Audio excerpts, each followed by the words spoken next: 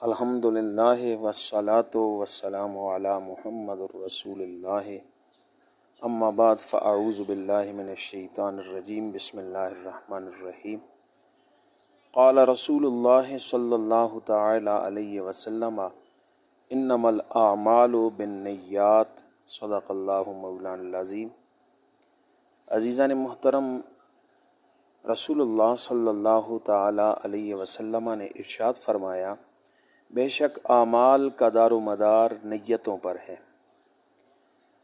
یعنی انسان جس طرح کی نیت کرتا ہے اسی طرح کا عمل قرار پاتا ہے، اور وہی عمل اس کے لیے باعث اجر بھی بنتا ہے اور باعث عذاب بھی بنتا ہے۔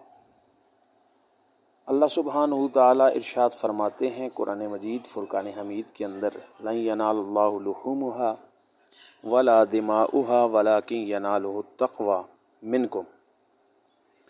اللہ کے ہاں تمہارا نہ گوشت پہنچتا ہے نہ خون پہنچتا ہے، اس کی بارگاہ میں تمہاری طرف سے جو چیز پہنچتی ہے وہ ہے تقوی اور پرہیزگاری، نیتوں کا اخلاص تمہاری طرف سے اس کی بارگاہ میں پہنچتا ہے۔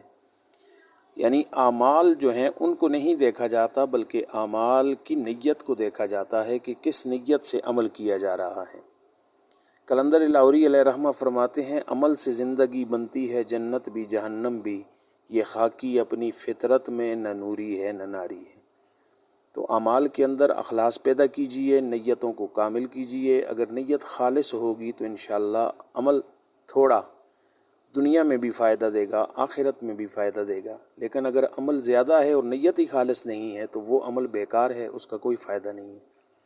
لہٰذا اپنے اعمال کی درستگی کیجئے اخلاص نیت کے ساتھ، تاکہ دنیا و آخرت کی سعادتیں ہمارا مقدر ہو سکیں۔ وآخر دعوانا ان الحمد للہ رب العالمین۔